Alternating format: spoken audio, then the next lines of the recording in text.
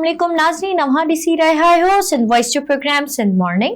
मां आहियां अव्हां जी मेज़बान यसरा आख़ून। जीअं त नाज़रीन अव्हां खे ख़बर आहे त असां प्रोग्राम जे शुरू में अव्हां सां जेके बि करंट इशूज़ आहिनि या जेके बि ख़बरूं आहिनि सॼी सिंध खां तोड़े दुनिया जी हर ख़बर अव्हां सां शेयर कंदा आहियूं।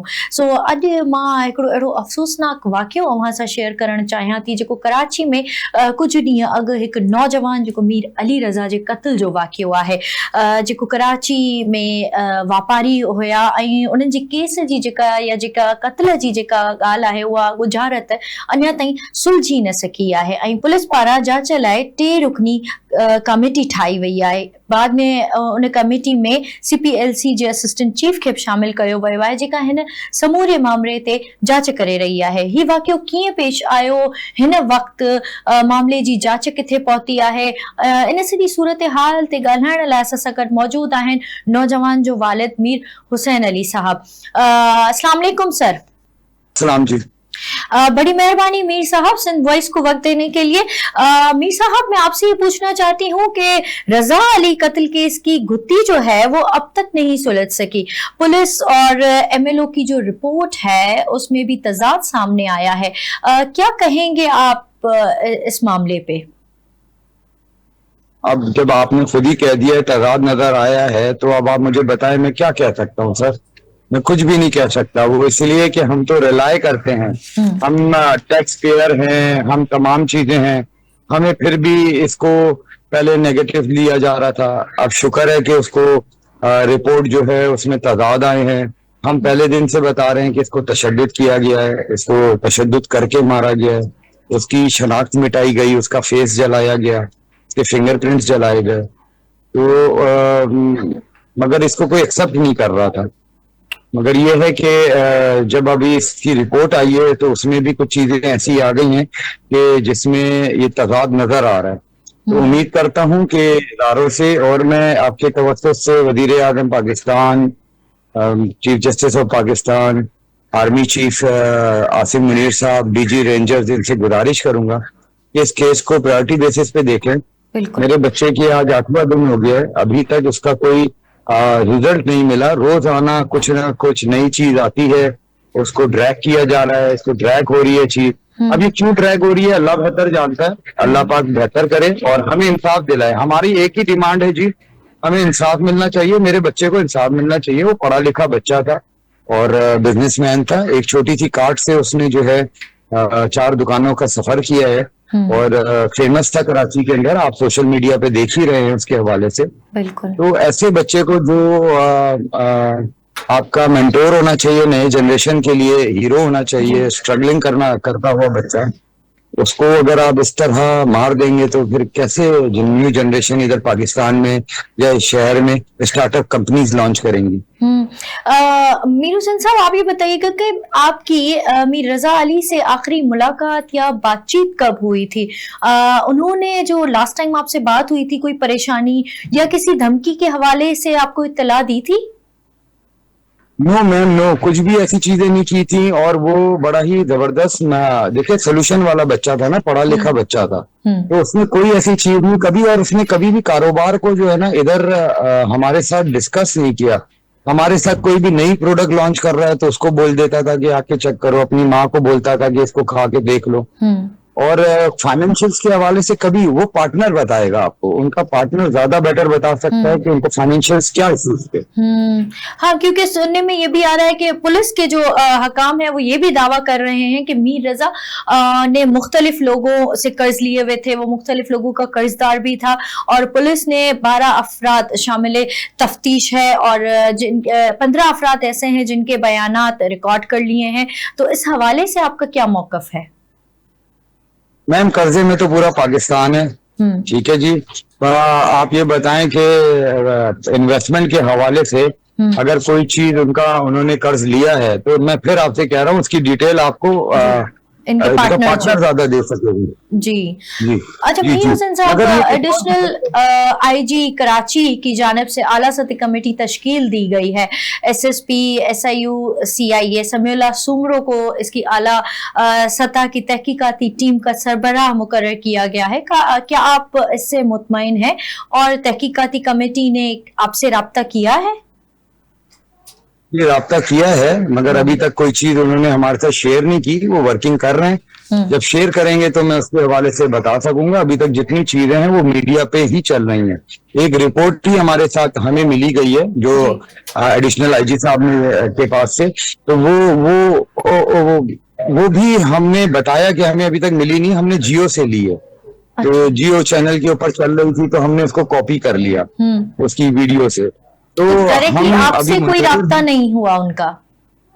नहीं, कोई राब्ता नहीं।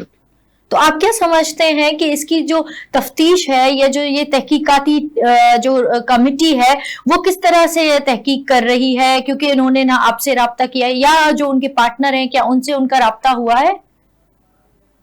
नहीं जी, मेरे साथ उनका राब्ता नहीं है। और शुरू के 2 दिन वो उनसे राब्ता रहा, उसके बाद नहीं रहा उनका। वो हमारे से टच में नहीं है।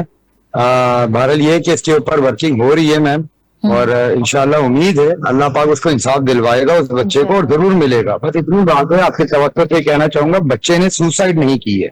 ठीक है सर। जी, बहुत शुक्रिया मीर हुसैन साहब आपका सिंध वॉइस को वक्त देने के लिए। जी नाज़रीन, अचो तो अॼु अवां जी मुलाक़ात करायूं था हिकिड़े महिमान सां, पर उन सां गॾु मां अवां सां इहो ज़रूरु शेयर करणु चाहींदसि त अॼु जे प्रोग्राम में असीं हिकु इंतिहाई अहम समाजी मसइले ते ॻाल्हाईंदासीं, जेको हर घर, हर वालदीन, हर उस्ताद ऐं हर ॿार सां लाॻापियल आहे। जीअं त अॼु जी नंढी उमिरि में ॿारनि खां मोबाइल फ़ोन ऐं सोशल मीडिया जी दुनिया खां असां परे नथा रखी सघूं, ऐं उहे इन दुनिया में वञी चुका आहिनि। सो सवाल इहो आहे त छा सोशल मीडिया संदन तालीम, ज़हनी सेहत, इख़लाक, मुस्तक़बिल ऐं पंहिंजी उन्हनि जी ज़िंदगी ते मुस्बत असर विझी रही आहे या मनफ़ी? वालिदीन पंहिंजे ॿारनि जी तरबियत कीअं कनि, ऐं 16 सालनि खां जेके नंढी उमिरि जा ॿार आहिनि उन्हनि खे सोशल मीडिया जे गैर ज़रूरी इस्तेमाल खां कीअं रोके सघिजे थो? इन्हनि सभिनीनि ॻाल्हियुनि ते अॼु असां ॻाल्हाईंदासीं पंहिंजे महिमान सां, ऐं उन्हनि सां तफ़सीली ॻाल्हि ॿोल कंदासीं पंहिंजे अॼु जे मौज़ू ते। सो असां सां गॾु अॼु मौजूद आहिनि महरीन मुश्ताक काज़ी साहिबा। अस्सलाम वालेकुम मैडम। वालेकुम अस्सलाम। कीअं आहियो? ठीकु आहियो? अल्हम्दुलिल्लाह। मैडम, जीअं त मां ॿुधाईंदी हलां अव्हांखे त मैडम पाण हिकु तालीमी माहिर आहिनि, उन सां गॾु हू होलिस्टिक वेल बीइंग हीलर आहियूं अमी, ऐं रुको जेका हिकिड़ी ऑर्गेनाइज़ेशन आहे उन जूं अमी को फाउंडर पिणु आहियो। ईअं ई आहे? ईअं ई आहे। अच्छा मैडम, हाणे तव्हां थोरो पंहिंजे बारे में ॿुधाइजो त इहा जेका रुको तव्हांजी ऑर्गेनाइज़ेशन आहे उन जो कमु छा आहे, ऐं अव्हां उन में कहिड़े हिसाब सां कॉन्ट्रीब्यूट करे रहियूं आहियो? Actually being a woman driver मूंखे ॾाढी इश्यूज़ आया हुया, प्रॉब्लम्स आया हुआ। असां रोड ते ॾाढा मतिलबु हैरासमेंट वग़ैरह फेस कंदा हुआसीं। त सर अली सुहाग सां असांजी काफ़ी अरसे खां मुलाक़ात हुई। पोइ असां सर अली सां मिली करे पोइ मतिलबु पहिरियों त असां इहो रोड यूज़र नॉलेज ऑर्गेनाइज़ेशन कयो, ऐं पोइ सर अली सां मिली करे असां वरी ट्रेनिंग्स प्रोवाइड कयूं। असां वुमन ऑन व्हील ठाहियो, ऐं रुको जेको प्रोजेक्ट आहे जंहिंमें असां वुमन ड्राइवर्स खे फैसिलिटेट कंदा आहियूं, ऐं जेको रोड यूज़र नॉलेज ऑर्गेनाइज़ेशन आहे उन जे अंदरि असां सभिनि उन्हनि खे ट्रेनिंग्स ॾींदा आहियूं। कॉर्पोरेट सेक्टर खे ट्रेनिंग्स ॾींदा आहियूं, स्टूडेंट्स खे यूनिवर्सिटीज़ वग़ैरह खे ट्रेनिंग्स ॾींदा आहियूं कि रोड खे कीअं इस्तेमालु कजे, ऐं मतिलबु रोड जी पूरी नॉलेज, ईच एंड एवरीथिंग। त अव्हांजो छा एक्सपीरियंस रहियो आहे इन मामले में, या बीइंग अ कॉमन जीअं असां जस्ट चऊं अ फैसिलिटेटर?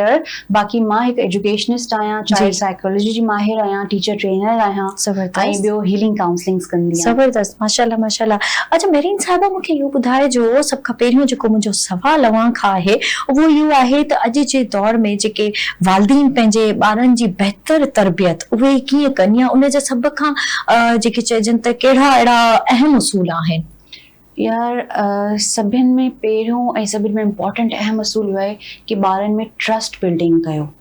यानी ॿारनि खे तव्हां सां शेयर करण में प्रॉब्लम न थिए, तव्हां ताईं अचण में प्रॉब्लम न थिए। सभिनि में पहिरियों इहा शइ। ऐं ॿियो, being a parent, being a human, तव्हांखे हिकु रोल मॉडल ठहणो आहे। जेको तव्हां चओ था उनखे ऐं तव्हांजो जेको वर्क आहे, जेको तव्हां कयो था, उनमें तज़ाद न हुजणु घुरिजे, न त ॿारु कंफ्यूज़ थींदो आहे। त इहे ॿ अहिड़ा एलिमेंट्स आहिनि जेको असां बेसिक ट्रेनिंग में अगरि ऐड करे छॾियूं न, बाक़ी हर शइ ॾाढी आसान थी वेंदी आहे। हर शइ मतिलबु जीअं ॿार खे प्यार कयो, हक़ कयो, उनखे तालीम ॾियो, उनखे सुठी मानी खारायो, इहे सभु शयूं सेकेंडरी आहिनि। पर सभिनि पहिरियों जेको बुनियादी असूल आहे जंहिंखे हर पेरेंट खे वाकई में फॉलो करणु घुरिजे सख़्ती सां, उहो आहे। अच्छा, असां ॾिसंदा आहियूं न त चवंदा आहिनि त ॿार जेको आहे सो चवण खां वधीक जेके ॾिसनि था अमल Exactly. उहो वधीक कंदा आहिनि Exactly. ऐं जीअं त असांजे घरनि में नॉर्मली इहो हूंदो आहे त ॿारनि खे चयो घणो वेंदो आहे पर ॾेखारियो घटि वेंदो आहे उहो Exactly. अमल ईअं त आहे। उहो ज़ाहिर आहे हिकिड़ो कॉन्फ्लिक्ट क्रिएट कंदो आहे त ॿार बि सुभाणे तव्हांखे इहो चईंदो त तव्हां मूंखे त चओ था निमाज़ पढ़ो पर तव्हां पाण नथा पढ़ो हिकिड़ी एग्जाम्पल था खणो या त मूंखे त चओ था त फोन इस्तेमालु न कयो साॻे कम राति जो असां सुम्हण खां पहिरीं स्क्रोलिंग कंदा रहंदा आहियूं तक़रीबन हाफ एन आवर पंहिंजो फोन ते असां वेस्ट मां चवंदमि त वेस्ट कंदा नंढे आहियूं हूंदे हिकिड़ो सॉन्ग मां ॿुधंदी हुयमि सुहेल राणा जो पीटीवी जो दौर हो त पीटीवी जा ॿार आहियूं त वो हमसे तो कहते हैं झूठ ना बोलो और जी, खुद जी। लिटरली त वो सॉन्ग अॼु ताईं मुंहिंजे कननि में गूंजंदा कि वाकई में पेरेंट्स जे अमल में ऐं चवण में तज़ाद आहे इहो न हुजणु घुरिजे जेको तव्हां कयो था तव्हां ॿार खे फ्लेक्सिबिलिटी ॾियो ऐं ॿार खे थोरो सो छूट बि ॾियो ॾिसो असां सख़्ती कंदासीं न सख़्ती खां वधीक बहितर इहो ई आहे कि असां ॿारनि खे पोलाइटली उन शइ खे थोरो सो स्पेस ॾियूं अगरि तव्हां शइ खे चेंज करणु चाहियो था न त थोरो सो स्पेस ॾियो ॿारनि खे थोरो फ्लेक्सिबिलिटी ॾियो उनखे सम्झणु ॾियो छो ॾिसो नंढो ॿार आहे न 2 years जो 2 सालनि में टेरेबल 2 शुरू थी वेंदो आहे बिल्कुलु। छो जो ॿारनि खे नो सेखारी वेंदी आहे नो नो नो दिस इज़ रॉन्ग ॿारनि खे तव्हां हो कयो छा चइबो आहे पोलाइटली तव्हां ॿारनि खे सम्झाइण जी कोशिशि कयो उनखे सुठो एक्सपीरियंस ॾियो अगरि उनखे कंहिं शइ सां नुक़सान थिए थो त हुनखे थोरो सो नुक़सान बि झेलण ॾियो ताकी हू सिखे अगरि एक्सपीरियंस सां न सिखंदो त छा फ़ाइदो हुनखे लॻंदो न त मां इहा शइ ट्राई ई न कई आहे त मां हिन शइ जे मथां भरोसो नथो करे सघां ॿाहिरि में हथ विझण ॾियो हा। हा उहो त ऑब्वियसली आहे पर उहो इहो ई आहे न कि असां नंढे हूंदे छा कंदासीं ॿारनि खे कप ॾींदासीं कि हे दिस हॉट हुनखे हॉट जो कॉन्सेप्ट ॾियासीं न त हो जीअं मॉन्टेसरी जी सॼी ट्रेनिंग आहे त हो त ॿारनि जी बेसिक त नेचर ठाहे थी छॾे न हाणे ॾिस हुन में सॼी सेंसोरियल आहे ईपीएल आहे ईपीएल में असां कहिड़ी शयूं ॿारनि खे सेखारींदा आहियूं जंहिंमें असां सेंसोरियल में वरी बॉटल्स हूंदियूं आहिनि जंहिंमें असां ॿारनि खे ॾींदा आहियूं कि ही वार्म अथई ही कोल्ड अथई ही मीडियम आहे त वार्म सां ॿारनि खे ख़बर पवंदी न हाणे चांहि जे मग खे टच न करणो न त तव्हांखे साड़ंदी महरीन साहिबा मां हाणे अव्हां खां इहो पुछंदसि त जीअं त जदीद टेक्नोलॉजी जो दौर आहे मोबाइल फोन चइजे त हर घर जी त छा पर हर फर्द जी ज़रूरत बणिजी वई आहे अहिड़ी सूरत हाल में जेके असांजा नंढड़ा ॿार आहिनि जेके स्पेसिफिकली अगरि असां ॻाल्हि कयूं 16 सालनि जे घटि उमिरि वारे ॿारनि जी त उन्हनि जो जेको मोबाइल फोन जो इस्तेमालु आहे या सोशल मीडिया जो इस्तेमालु आहे उहो असां ॾिसूं था त अॼुकल्ह वधी रहियो आहे हिकिड़ो मतिलबु असांखे ख़तरनाक उनजा जेके आहिनि उहे नज़र अचनि था रिज़ल्ट्स नज़र अचनि था अहिड़े तरीक़े सां उन ई ॿारनि जी अगरि असां ॻाल्हि कयूं त उन्हनि जी ज़हनी जिस्मानी ऐं अगरि चइजे त तालीमी कारकर्दगी ते घणो असर पवे थो त अव्हां इन शइ खे कीअं थियूं ॾिसो 16 सालनि में हिकिड़े ॿार जी पूरी पर्सनैलिटी जनरेट थी चुकी हूंदी आहे हो तव्हांखे मतिलबु हिकिड़ो प्रॉपर हो ह्यूमन ठही चुको हूंदो आहे जंहिंखे हाणे मोल्ड करण जी असां में वधीक सख़्त न हूंदी आहे तव्हां हुनखे वधीक मैन्युपुलेट नथा करे सघो छो जो हू सेंसिबल आहे हुनमें रीज़निंग आहे हुनमें प्रॉब्लम सॉल्विंग अची वई आहे हुनमें सॼी जी सॼियूं जेके लाइफ जूं स्किल्स आहिनि न उहे डेवलप थी वियूं आहिनि हाणे 16 खां पोइ तव्हां ॿारनि खे चेंज नथा करे सघो पर असां 5 सालनि ताईं अगरि ॿारनि खे बहितरीन तरबियत ॾियूं था जंहिंमें असां सॼी शयूं जेके असांजी डिज़ायर्ड शयूं आहिनि जंहिं हिसाब सां असां ॿारनि खे ॾिसणु चाहियूं था हर इंसान जो जॾहिं बेबी थींदो आहे न त उहो को न को सोच रखंदो आहे कि असांजे ॿार जी इहा पर्सनैलिटी असांखे डेवलप करणी आहे छो जो ॾिसो हर साल जो हर स्टेज जो जीअं तव्हांजो बेबी पैदा थिए थो पोइ उहो वॾो थिए थो हुनमें अचे थो तव्हांजो बेबी वॾो थिए थो पोइ सेकेंड नंढो स्टेप स्कूल वञे थो हर एज जो न हिक ॿिए ते डिपेंड करे थो अगरि ॿार खे हिन एज में सुठी तरबियत न मिली त अॻियां वञी हुनमें हिकिड़ी नेगेटिव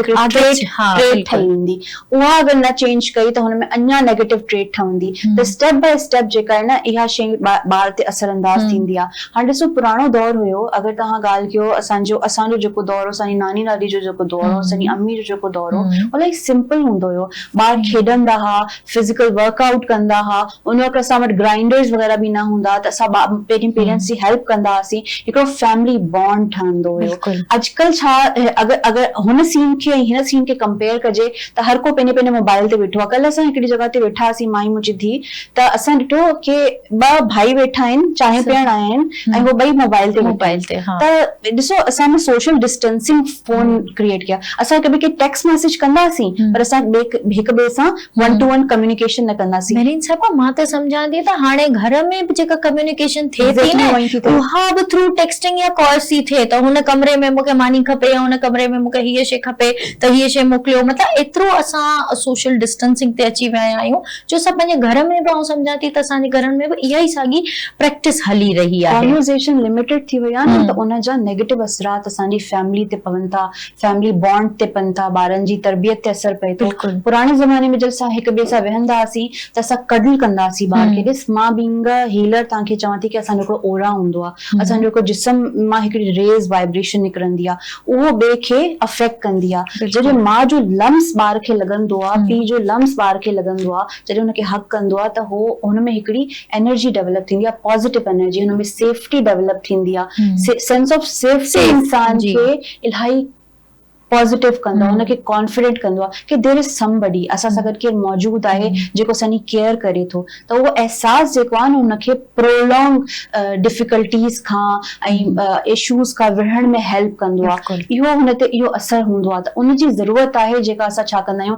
कि 2 साल जो ॿार असां किचन में ठाहियूं, असां फोन यूज़ पिया कयूं, 2 साल जो ॿार ईअं ई वेठो आहे, हुनखे फोन ॾेई छॾियो, ना कि हुनखे कच्छ में विहारे हुन सां ॻाल्हायो। ॾिसो ऑटिज़म वधे पियो, स्पीच डिलेज वधनि पिया, छो वधनि पिया? छो जो ॿार खे नंढे हूंदे ई फोन ॾेई वियो आहे। जॾहिं असांखे हुनखे ॻाल्हाइणो हो, असांखे सिखाइणो, हुनखे वर्ड जी सॼी वोकैबुलरी जी सॼी छा चइबो आहे हुनखे ज़ख़ीरो ॾियणो हो, उहो टाइम असां स्किप करे छॾियो। असां पंहिंजे हुनमें कि भई ॿार असांखे तंग न करे।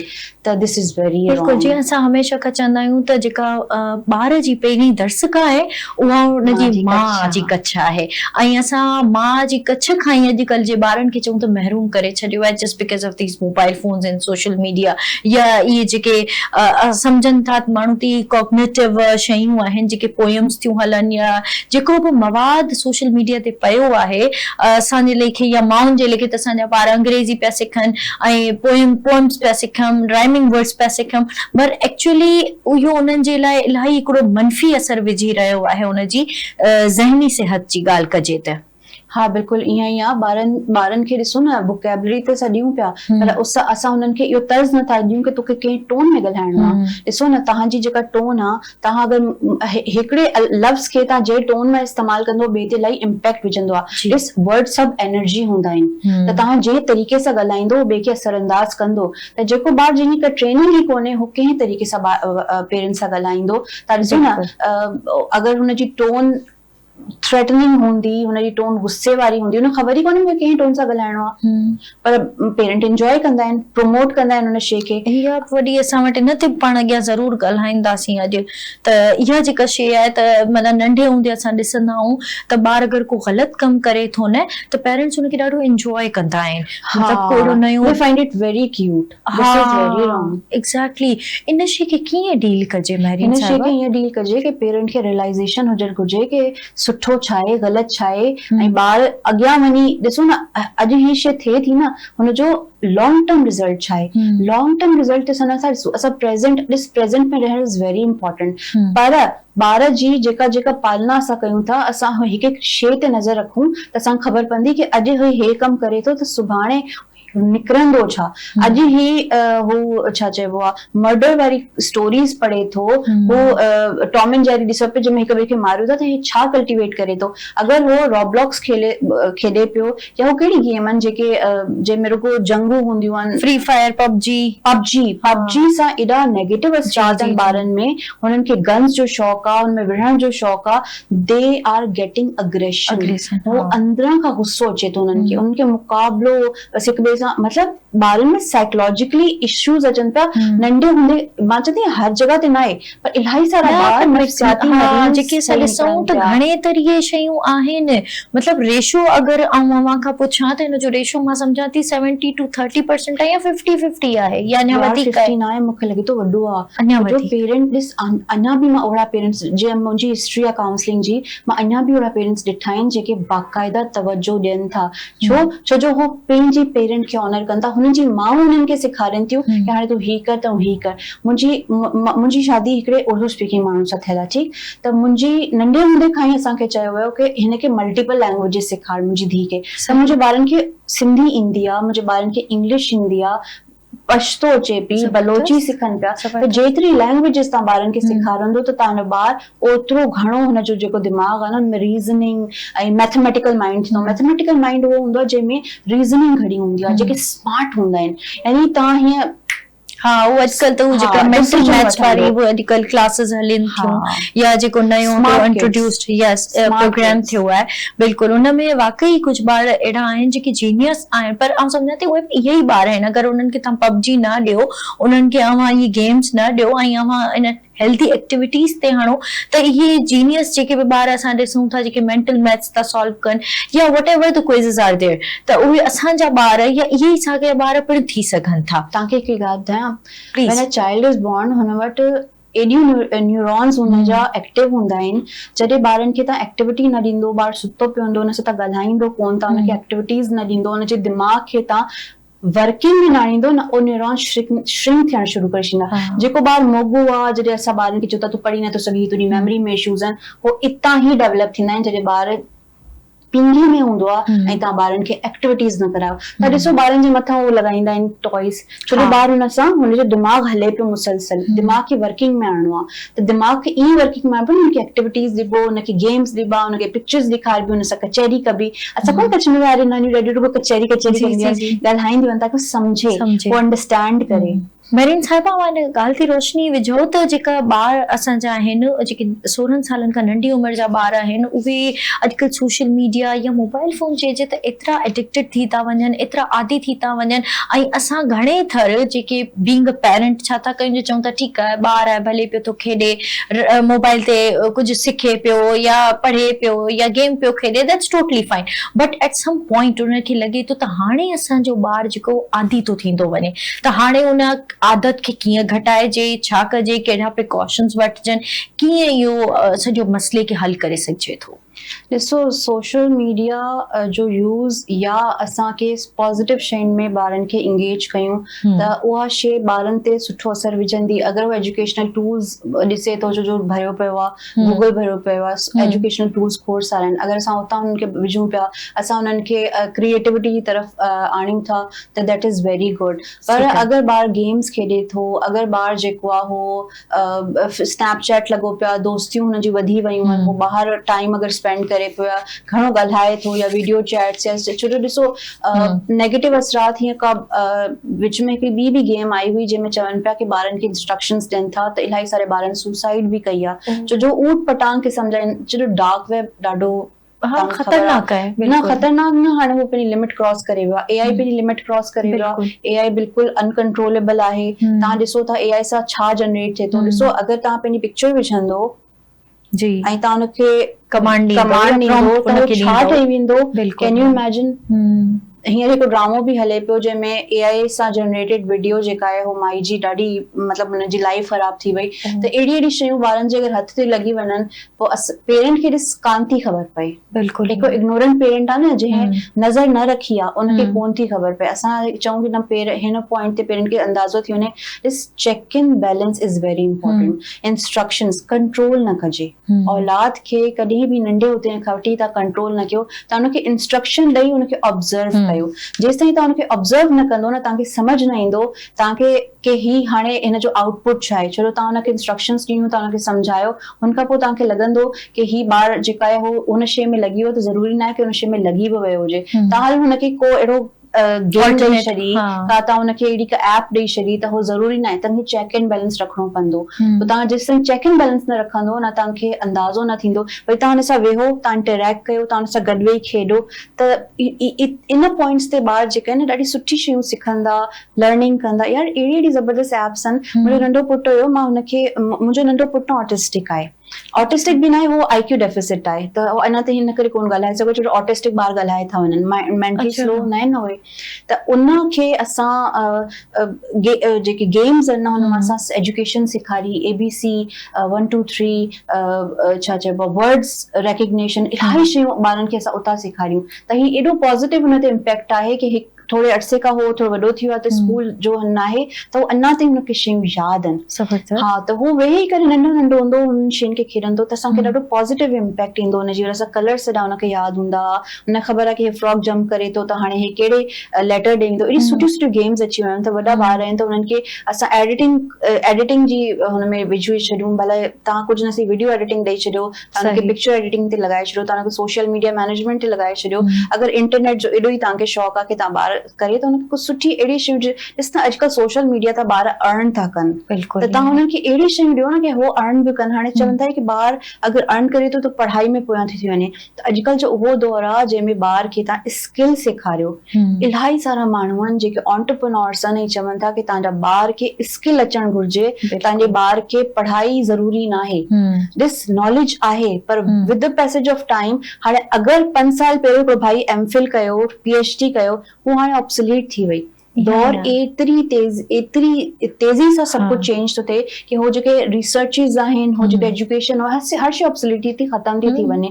त बहितर इहो आहे कि तव्हां कीप ऑन छा चइबो आहे ट्रांसफॉर्मिंग अकॉर्डिंग टू जेके तव्हांजे लोकेलिटी में हले थो। तव्हां हुनजी नॉलेज रखो, तव्हां हुननि खे न्यूज़ जी तरफ़ लॻायो कि भई तव्हां अॼुकल्ह छा अपडेट, ॿारनि खां क्वेश्चन कयो अॼुकल्ह जी छा अपडेट आहे। बिल्कुलु ईअं ई आहे। ठीकु आहे, अच्छा छा थियो, तव्हां ॿुधायो मोहल्ले में छा थियो, तव्हां ॿुधायो पाकिस्तान में छा थियो, बजट अचे जो बजट खे ॿार सां डिस्कस कयो। हल हुनखे न समझ में अचे पर with the passage of time हुनजो इंटरेस्ट डेवलप थींदो कि भई बजट बि का शइ हूंदी आहे ऐं इलाही इंपॉर्टेंट हूंदी आहे। पेट्रोल जा छा रेट्स था हलनि, इहे शयूं ॿारनि खे सेखारियो ताकि हुनखे गोल्ड जा छा रेट्स आहिनि, ताकि हुनखे कमाइण जी हिकिड़ी जेके चइजे न कि लाइफ खे ॾिस न, लाइफ हुनखे गुज़ारणी आहे, इंडिपेंडेंटली गुज़ारणी आहे। त अहिड़ी अहिड़ी ॻाल्हियूं जॾहिं पेरेंट कंदा त हुननि सां हुननि खे हिकिड़ी चार्म पैदा थींदो कि ही छा शइ आहे, असां छा कहिड़े तरीक़े सां लाइफ खे गुज़ारे सघूं था। नंढी नंढी शयूं असां चऊं था त जेके रियल वर्ल्ड जूं जेके ॻाल्हियूं आहिनि या जेके सोसाइटल ॻाल्हियूं आहिनि असांजूं, त असांखे उहे पंहिंजे ॿारनि सां ज़रूरु डिस्कस करणु घुरिजनि।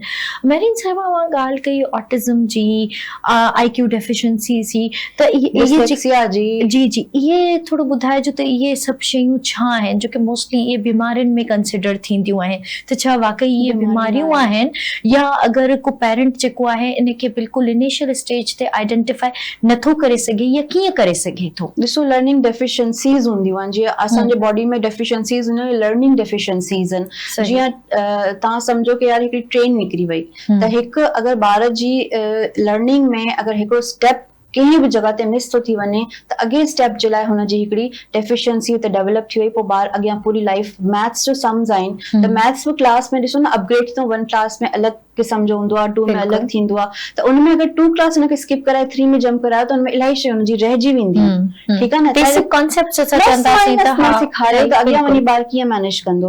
मल्टीप्लाई हुनखे न सेखारियो त अॻियां हुनखे कीअं मैनेज कंदो। ज़रूरु हर ॿार जो दिमाग़ त ॿिए खां डिफरेंट हूंदो आहे न, एवरीबडी इज़ डिफरेंट। छो जो हिकिड़े अलॻि घर मां, अलॻि माहौल मां, अलॻि पेरेंट मां, ॾिस न पेरेंट ही पूरी हिकड़ी चेन आहे। ॾाॾी नानी माउ पीउ खे छा पालियो, वरी हू माउ पीउ जेको आहे हू अॻियां छा पियो पाले, त हू सभु माहौल सभिनि जो बिल्कुलु अलॻि हूंदो आहे। तव्हां कंहिंखे मां चवंदी हर कंहिंखे चवंदी आहियां, ॾिस तव्हांजी पर्सनैलिटी यस्रा इज़ एंटायरली डिफरेंट, मां यस्रा सां पाण खे कंपेयर नथी करे सघां, त तव्हां मूंखे पाण सां कंपेयर नथा करे सघो। असां ॿई पंहिंजी जॻह ते हिकिड़ो मुकम्मल इंसान आहियूं। ठीकु आहे न, असां कंहिंखे बि जज न कयूं। त ॿारनि जी पर्सनैलिटी ट्रेट्स में तव्हां ॿारनि खे ऐड कराओ कि हमेशह पॉज़िटिव रहणो आहे, ॿिए खे जज न करणो आहे, प्रॉब्लम सॉल्विंग स्किल्स हुनखे अंदरि सेखारियो कि ॾिसो ही सिचुएशन आहे, हिन सिचुएशन में तव्हां छा था करे सघो। ॿारनि सां मुसलसल ॻाल्हाए डिस्कस कयो त ईअं ॿार तव्हांजो मैच्योर थींदो, हुनमें अंदरि सोचण सम्झण जी सलाहियतूं वधंदियूं, हुनमें रिश्ता निभाइण जी सलाहियतूं, अॼुकल्ह जे ॿारनि में रिश्ता निभाइण जी सलाहियतूं ठीकु आहे न, बसि हो चवंदा आहिनि कि पुफी आहे त हो हिकिड़ी हूंदी, असां वटि इहो हिकिड़ो जेको कॉन्सेप्ट आहे ऐं रील्स हुनखे वधाइनि थियूं। हाणे ॾिसो न, तव्हां फोन रखे तव्हां को लफ़्ज़ ॻाल्हायो, हो थोरी देरि में तव्हांजी फीड में अची थो वञे। AI एॾो स्मार्ट थी वियो आहे, त उहो ॿार जी फीड में न ईंदो हूंदो छा? बिल्कुलु न आहे यार, ॿार जी फीड में अलाए छा छा थो अची वञे।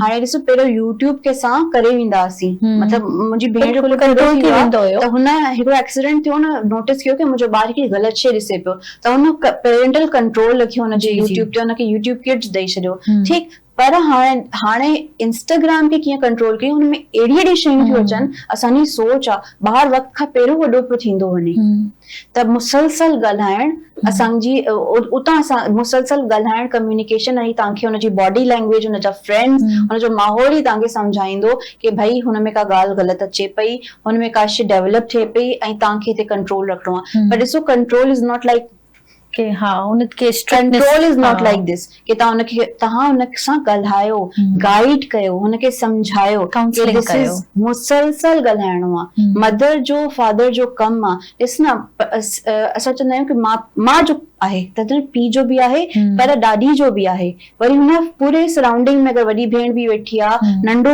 ॿार बि वेठो आहे, त उन्हनि जो बि ड्यूटीज़ आहिनि, छो जो हिकिड़े ॿार जी पालना कंप्लीट तव्हांजो जेको एनवायरमेंट आहे उहो पियो करे। हुनमें टीचर बि अची थी वञे, हुनमें ड्राइवर बि अची थो वञे, हुनमें शेफ बि अची थो वञे, जेके जैसा तव्हांजे ॿार जो इंटरेक्शन आहे बेसिकली, अगरि असां ईअं चऊं त जंहिंसां बि इंटरेक्ट करे थो त इहा हुन ते ज़िम्मेदारी अची थी वञे, त उहो ॿार जी इस्लाह करे, ॿार खे सम्झाए, ॿार खे जेका गाइडेंस प्रोवाइड करे, चाहे उहो तव्हां चओ त केर बि हुजे, शेफ हुजे, ड्राइवर हुजे, हू सो एवर।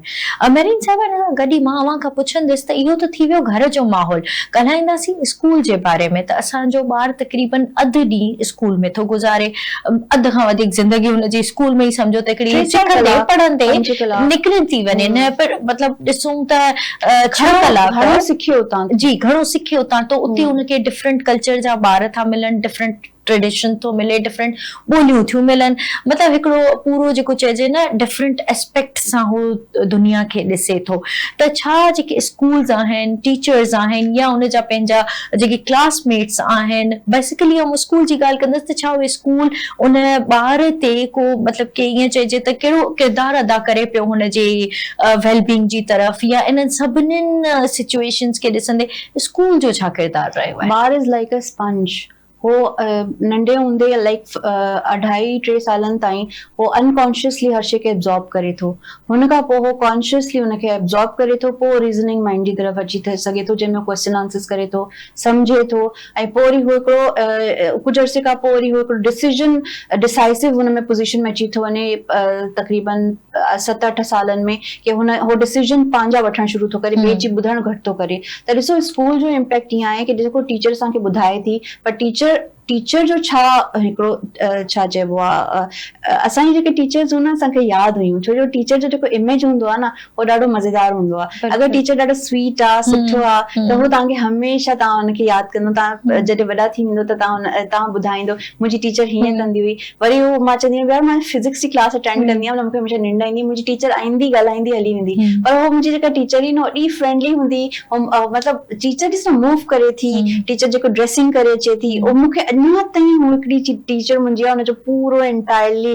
लुक, हुनजा वार, हर शइ मूंखे यादि आहे। रोल मॉडल्स बि त हूंदा आहिनि न टीचर्स, जो कि पहिरियों असांजो इंटरेक्शन ई अगरि आउटसाइड ऑफ द होम चइजे त उहो स्कूल ऐं टीचर्स सां ई थींदो आहे। टीचर कोन खेॾंदासीं, असां चवंदासीं त ॾिस ॿार टीचर बि खेले थो, त पेरेंट खे उतां बि ख़बर पए थी कि टीचर छा आहे। हाणे अगरि हिते अगरि ऑटिज़म जी ॻाल्हि अची थी वञे, त मुंहिंजो जेको ॿार आहे उहो ॿुधाईंदो अची घर में कि यार हुनखे कंहिं पिंच कयो, हुन छा शइ सिखी, हू नथो ॻाल्हाए पर उहो इंटरेक्ट करे, असां कम्युनिकेट करे, छो जो हुनखे फ्री स्पेस मिलियल आहे, हुनखे असां हुनखे एतिरो कॉन्फिडेंस ॾिनो आहे, या एतिरो असां हुनखे सेखारियो कि हो नंढो ॿार जेको ॻाल्हाए नथो सघे उहो बि असांखे अची ॿुधाए थो कि मूंसां गॾु इहो वाक़ियो थियो आहे। त ॿार मुसलसल ॾिस न पुराणो जो दौर हुयो, मूंखे हाणे जी त एॾी न आहे ख़बर, पर पुराणो दौर चवंदो कि पेरेंट खां पहिरियों टीचर खे ख़बर पवंदी आहे, छो जो उन ज़माने जा जेका टीचर्स आहे वाकई टीचर्स हुआ, तरबियत कंदा हुया, भले हुननि जी ट्रेनिंग एॾी सुठी न हुजे, B.Ed कंदा हुआ, पर हू पंहिंजे प्रोफेशन सां, पंहिंजे स्टूडेंट सां एॾा लॉयल हुया। जीअं मुंहिंजी टीचर ई मूंसां हिकिड़ो वाक़ियो थियो, हिकिड़ो को अहिड़ो वाक़ियो थियो, मां पंहिंजी मम्मी खे शिकायत कई, पोइ मम्मी वई ॻाल्हाई, पोइ मुंहिंजी टीचर मूंसां वॉक कई, ब्रेक टाइम में मूंसां पूरो वॉक कई, त हुन मूंसां सॼी सवाल जवाब कयो, हुन मुंहिंजी काउंसलिंग कई, हुन मूंखे हुन प्रॉब्लम मां कढियो जो मूंखे स्कूल जी तरफ़ खां अचे पियो। त ॾिसो इहे शयूं जेके हूंदियूं आहिनि न पेरेंट ऐं जेको हुनजी जेका कोऑर्डिनेशन हूंदी आहे न टीचर जी, उहो ॾाढी सुठी आहे। ऐं टीचर जे अॻियां 3 ॿार वेठा आहिनि, उहे 3 जा 3 इक्वल हुजणु घुरिजनि, ऐं उन्हनि जो हिक ॿिए ते छा इम्पैक्ट आहे उहा शइ टीचर खे ख़बर हुजणु घुरिजे, त ॿार मल्टीपल असरात खणे थो, U never know. U never know. बिल्कुल त ऑब्वियसली पोइ टीचर बि मुसलसल ॻाल्हाए ऐं पोइ मदर्स बि ॻाल्हाइनि, वरी हो जेका टीचर ऐं पेरेंट जेका हुननि जी मीटिंग थिए थी उहा ॾाढी इम्पोर्टेंट आहे। मुंहिंजी सभिनी में वॾी धीउ आहे न, उहो नंढी हूंदी हुनखे डिस्लेक्सिया थियो। डिस्लेक्सिया जेका आहे न, जंहिं तव्हां थोरी देरि पहिरियों सवाल कयो न, इहा लर्निंग डिसेबिलिटी हूंदी आहे राइटिंग जी, जंहिंमें ॿार तव्हांखे ओरली त ॿुधाए थो वञे पर लिखण में हुनखे प्रॉब्लम अचे थी। वो लिखी हुनजा नंबर सुठा नथा अचनि छो जो लिखी तरीक़े सां नथो सघे। ओके, ठीकु आहे न, हो राइटिंग डिफिकल्टी आहे। सही। डिसकैल्कुलाई जंहिंमें तव्हांजो ॿार जेको आहे हुनजी मैथ में वीक आहे। ठीकु आहे न, डिसग्राफी आहे जंहिंमें ॿार खे अल्फाबेट्स जेके आहिनि उहे प्रॉब्लम कनि था। ठीकु आहे न, ऐं ऑटिज़म जेको आहे उहो ॿार खे जेको आहे हिकिड़ो स्पेक्ट्रम आहे पूरो, हुनमें डिफरेंट डिफरेंट शयूं आहिनि, पोइ हुनजी वेरिएशन्स आहिनि, माइल्ड खां वठी हुनजी तरफ़ वञे थो। त ॿारनि में चइजनि न मेंटल हिकिड़ी हूंदी आहे, मेंटली तौर ते ॿार जेको आहे न डेवलप नथो थिए, ॻाल्हाए सघे थो, पोइ रिपीटेड एक्शन्स हुनमें डिफरेंट डिफरेंट शयूं अची थियूं आहिनि। वरी कुझु ॿार हूंदा आहिनि हुनमें न पैदाइशी मसलो ईंदो आहे, मतिलबु हुनजी पैदाइश में कुझु अहिड़ो नस दबी थी वञे, कोई अहिड़ो त हुनजी ब्रेन डेवलपमेंट IQ जेका आहे न हुनमें ॿारनि जी मुतासिर थिए थी। त पोइ IQ डेफिसिट ID चवंदा आहिनि, त डिफरेंट डिफरेंट टेस्ट वग़ैरह हूंदा आहिनि हिननि जा, पर अॼुकल्ह ॾाढो कॉमन थी वियो आहे। छो जो असां ड्यूरिंग प्रेगनेंसी पंहिंजो ख़्यालु न रखंदा आहियूं, असां उन्हनि शयुनि खे कोन एडॉप्ट कंदा आहियूं जेके पुराणे ज़माने में कया वेंदा हुआ। ऐं ॾिसो अंग्रेज़ वाइट कपिड़नि ते वधीक फोकस कंदा आहिनि, पोइ वाइट पंहिंजे हुन में रखंदा आहिनि, मैक्सीज़ वग़ैरह वाइट कंफर्टेबल रहंदा आहिनि। ख़ुशी जो रंग वाइट आहे। असांजे वक़्तु घणो करे चवंदा आहिनि भई असां त ॿार ॾिना न, तव्हां को नहीं वणियो छा? हा, ही बि कर हिकिड़ो स्ट्रेस ॾींदा आहिनि। दैट इज़ ॿार हिकिड़ो स्लेट न हूंदो आहे, ख़ाली स्लेट न हूंदो आहे, ॿार इम्प्रेशन्स खणी पैदा थींदो आहे। ॿार जेको माउ खे पसंदि आहे उहो ॿार खे पसंदि हूंदो आहे, छो जो उहो ॿार सभु ॿुधे पियो, पर जेका हिनजी कॉड हूंदी आहे न उन सां हो सॼी जी सॼी इम्प्रेशन्स माउ खां एडॉप्ट करे पियो।